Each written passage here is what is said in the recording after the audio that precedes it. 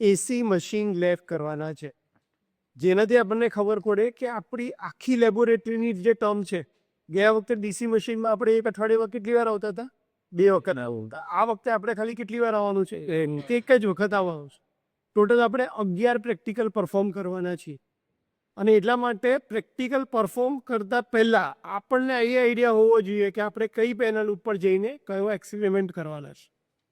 અને પેનલ ચાલુ કરતા પહેલા આપણને સપ્લાયનો આઈડિયા હોવો જોઈએ કે ભાઈ કઈ પેનલમાં સપ્લાય કઈ રીતે ચાલુ થશે, જેથી કરીને પ્રેક્ટિકલ પરફોર્મ કરી છે. તો આપણી લેબની અંદર આ રેક્ટિફાયર છે જે ડીસી સપ્લાય આપવાનું કામ કરે. એટલે જો મારે ડીસી મશીન પર કોઈ પણ પ્રેક્ટિકલ કરવા હોય તો મને ડીસી 220 વોલ્ટનો સપ્લાય જોઈએ, કારણ કે આપણી બધી જ ડીસી જનરેટર અને DC motor 220 volt DC supply ઉપર ચાલે.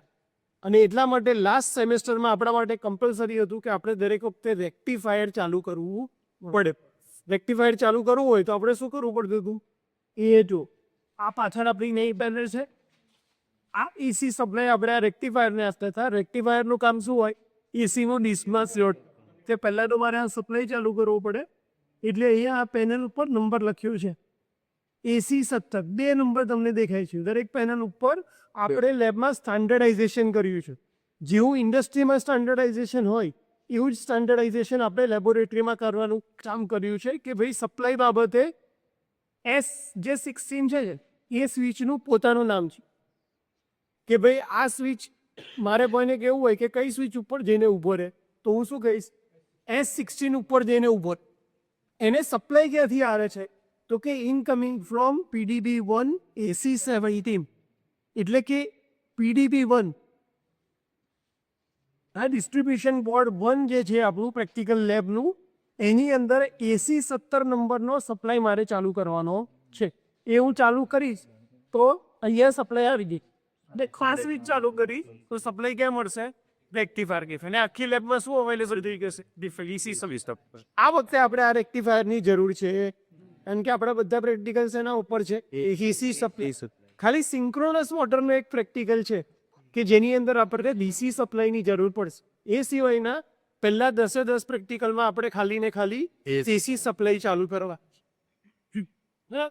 તો હવે સિમ્પલ એક એક્ઝામ્પલ જોઈ લઈએ. જેમ કે આપણો બીજો એક્સપેરિમેન્ટ આ છે, identify different parts of induction motor.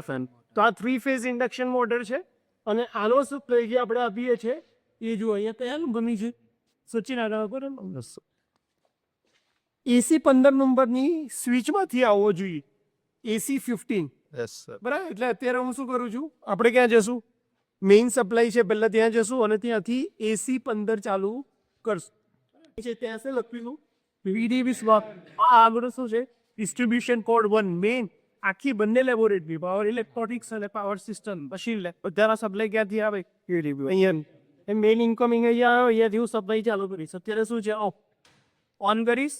On કરીને અહીંયા મારે 4 ફેઝના વોલ્ટેજ જોઈ લેવાના કે ભાઈ 440 આ બાજરી વોલ્ટેજ કનેક્ટ કહે તો સિંગલ ફેઝની અંદર 243 બરાબર છે. અને ફેઝ ટુ ફેઝ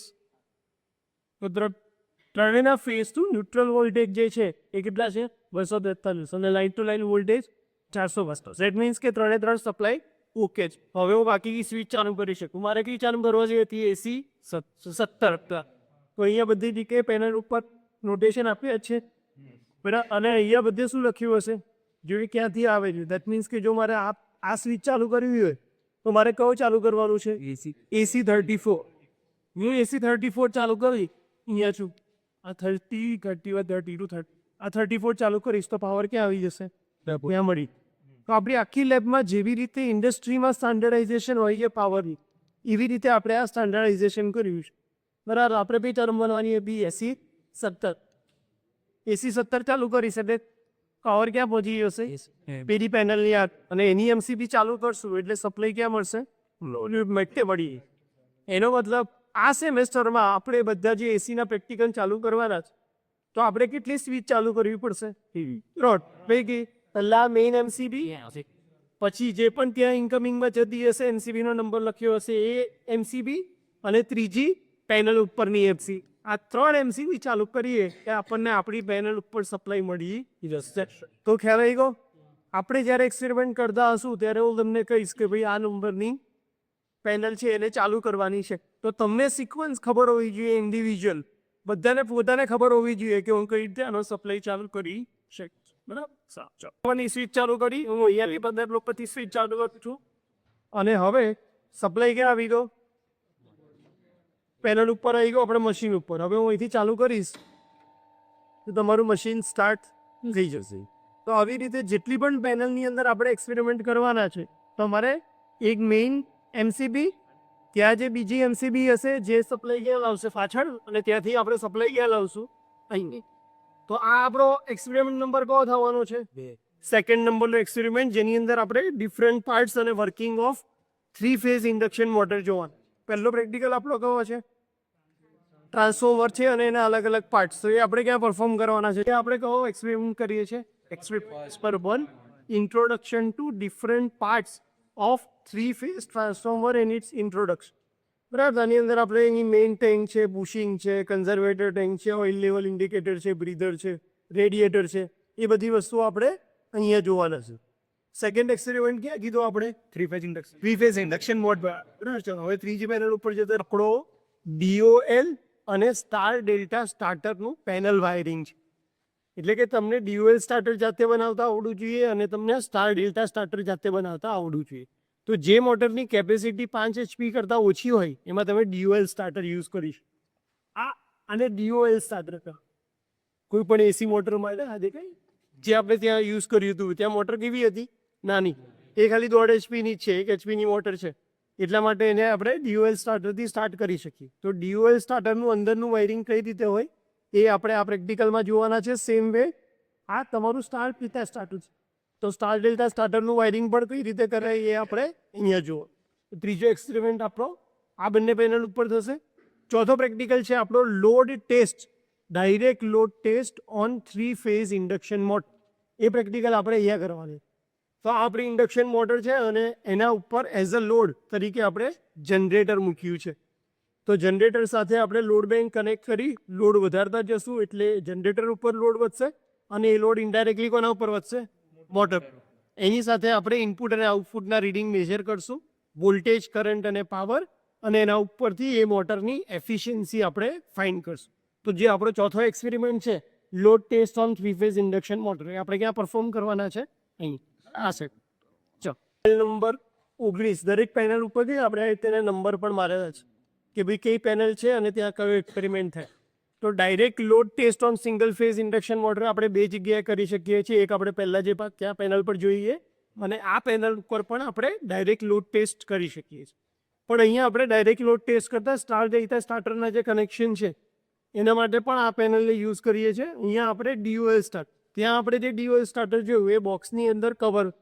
અહીંયા સેમ વસ્તુ આપણે છૂટું ઇન્ડિવિજ્યુઅલ થર્મલ રિલે, MCB એટલે કોન્ટેક્ટર તમારું અને ટાઈમર સ્વિચની મદદથી બનાવ્યું છે. તો સ્ટાર્ટરના એક્સપેરિમેન્ટ પણ અહીંયા આપણે કરી શકીએ છીએ અને ડાયરેક્ટ ઓનલાઈન જે direct load test on 3 phase induction motor. અહીંયા પણ સેમ સેટઅપ છે. આ તમારું ઇન્ડક્શન મોટર છે અને આ જનરેટર છે. એસી મશીનના પ્રેક્ટિકલમાં આપણને એટલું સારું છે કે આપણને મોટર જોઈને ખબર પડી જશે. જે મોટર ખાંચાવાળી છે એ બધી કેવી હશે? 3 phase AC motor, 3 phase AC motor. હવે જે પ્લેન સરફેસ વાળી હશે એ કઈ હશે? PC મોટી.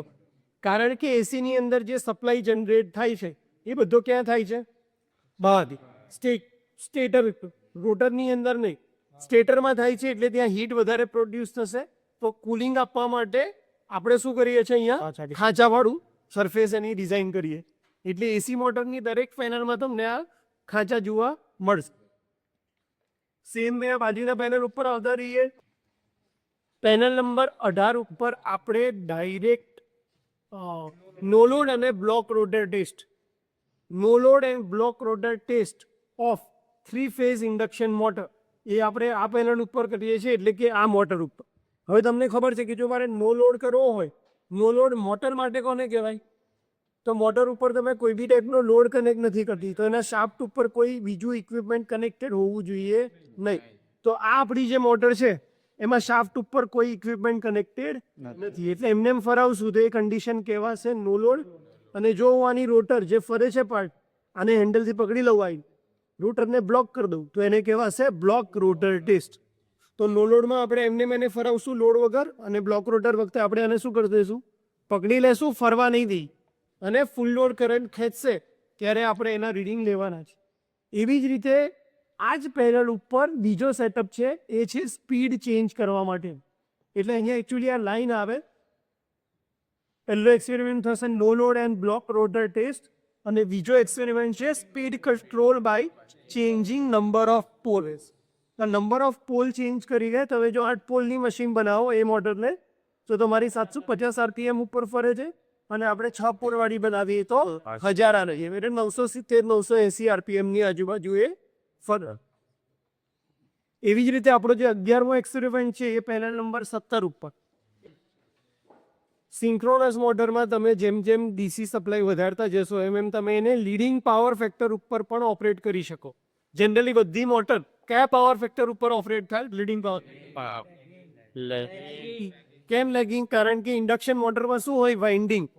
વાઇન્ડિંગ એટલે કે ઇન્ડક્ટન્સ વધારે હોય. જેટલો ઇન્ડક્ટન્સ વધારે એટલો પાવર ફેક્ટર લેગિંગ આપવું. એટલે બાય ડિફોલ્ટ તમને કોઈ પણ પૂછે કે ઇન્ડક્શન મોટર કે સિંક્રોનસ મોટરનો પાવર ફેક્ટર કેવો હોય, તો એ કેવો છે? લેગિંગ. પણ સિંક્રોનસ મોટરમાં એવી ફેસિલિટી છે કે તમે એને લેગિંગ એઝ વેલ એઝ લીડિંગમાં પણ ઓપરેટ કરાવી શકો, અને લીડિંગમાં ઓપરેટ કરાવી અને તમે ઓવરઓલ સિસ્ટમનો પાવર ફેક્ટર ઇમ્પ્રૂવ કરી શકો. અને એટલા માટે ડિસ્ટ્રીબ્યુશનમાં અથવા પાવર કંપનીના ઇન્ટરવ્યૂમાં એક સવાલ ખાસ MCQમાં પૂછાતો હોય કે પાવર ફેક્ટર ઇમ્પ્રૂવ કરવા માટે કઈ ડિવાઇસનો યુઝ થાય છે. તો એક મોસ્ટ કોમન આપણે બધાને ખબર છે, કઈ? કેપેસિટર. કેપેસિટરનો યુઝ હંમેશા પાવર ફેક્ટર ઇમ્પ્રૂવ કરવા માટે થતો. પણ ઓપ્શનમાં, કારણ કે એ બહુ પોપ્યુલર ઓપ્શન છે, તો કેપેસિટર નહીં આપે. ઓપ્શનમાં શું આપશે? Synchronous motor. તો એને જ ખબર હશે જેને સિંક્રોનસ મોટરનું ફંક્શન ખબર હશે કે synchronous motor lagging as well leading ઉપર પણ ઓપરેટ થાય જ. તો લીડિંગ પાવર ફેક્ટરમાં તમારે જો કોઈ મોટર ચાલતી હોય તો એ ખાલી એક જ મોટર છે, એને કઈ છે? Synchronous motor. તો સિંક્રોનસ મોટરનો વી કયો આવે એ ઓબ્ઝર્વ કરવાનો પ્રેક્ટિકલ આપણે ક્યાં કરવાના છે? અહીંયા સુમરો વાળા પ્રેક્ટિકલ. એવી જ રીતે ઇન્ડક્શન મોટરની અંદર સર્કલ ડાયાગ્રામનો પ્રેક્ટિકલ આવશે. તો જ્યારે તમે આપણે લો લોડ અને બ્લોક રોટર ટેસ્ટ પરફોર્મ કરીએ છીએ એના રીડિંગ ઉપરથી જ આપણે શું ડ્રો કરવાના છે? સર્કલ ડાયાગ્રામ ડ્રો કરવાના છે. એ આપણો 7મો કે 8મો એક્સપેરિમેન્ટ છે. હવે 3 પ્રેક્ટિકલ પરફોર્મ કરવાના છે. અલ્ટરનેટર કોને કહેવાય? તો કે એસી જનરેટર. એસી જનરેટરનું જ બીજું નામ છે અલ્ટરનેટર. તો આ અલ્ટરનેટરનું રેગ્યુલેશન, વોલ્ટેજ રેગ્યુલેશન એટલે શું? જ્યારે એના ઉપર તમે લોડ નથી મૂકતા અને એસી જનરેટર ધારો કે 230 વોલ્ટ જનરેટ કરતું હોય, આપણું આ 3 ફેઝ છે એટલે 415 વોલ્ટ જનરેટ કરે. તો 415, અને તમે જ્યારે એના પર 10 એમ્પિયરનો લોડ કનેક્ટ કરો છો તો વોલ્ટેજમાં ડ્રોપ કેટલો થાય? ધારો કે 230માંથી 180 વોલ્ટ ઉપર આવી ગયું. પહેલાં કેટલા જનરેટ કરતું હતું? 200 કંઈ. ક્યારે? જ્યારે એના પર લોડ નહોતો ત્યારે. હવે તમે એના પર લોડ કનેક્ટ કર્યો 10 એમ્પિયરનો, અને વોલ્ટેજ ઘટીને 230માંથી કેટલો થઈ ગયો? 180. એનો મતલબ કે 50 વોલ્ટેજનો ડ્રોપ ક્યાં થઈ જાય છે? અલ્ટરનેટરના પોતાનામાં જ થઈ જાય છે. તો 230 માઇનસ 180, 50 વોલ્ટનો ડ્રોપ થયો મશીનમાં પોતાનામાં. તો એ મશીન સારું કહેવાય? ના. વોલ્ટેજ ડ્રોપ બને એટલો કેવો ઓછો. એટલે જો તમારે અલ્ટરનેટર લેવા જવાનું હોય અને તમે સ્પેસિફિકેશન વાંચો તો હંમેશા રેગ્યુલેશન એનું કેવું હોવું જોઈએ? ઓછું. આઈડિયલ તો કેટલું હોવું જોઈએ? 0% રેગ્યુલેશન.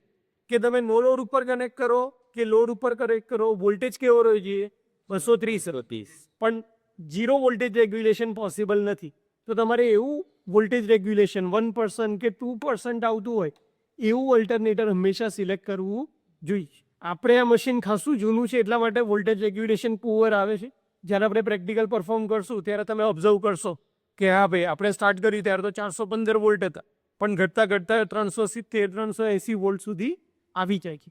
તો વોલ્ટેજ રેગ્યુલેશન કાઢવા માટેની 2 મેથડ છે, એક ડાયરેક્ટ અને એક સિંક્રોનસ ઇમ્પિડન્સ મેથડ. એ આપણા 2 પ્રેક્ટિકલ છે, અને બંને પ્રેક્ટિકલ આપણે ક્યાં પરફોર્મ કરવાના છે? આ સેટઅપ ઉપર, પેનલ નંબર 3 ઉપર. એમાં આપણે પરફોર્મ એક જ વખત કરશું. બીજામાં રીડિંગ લઈ અને એના ઉપરથી સિમ્પલ કેલ્ક્યુલેશન છે સિંક્રોનસ ઇમ્પિડન્સના, એ આપણે પરફોર્મ કરવાના છીએ. અને આપણો છેલ્લો 11મો પ્રેક્ટિકલ જે છે એક્સપેરિમેન્ટ છે synchronising panel for alternator with grid.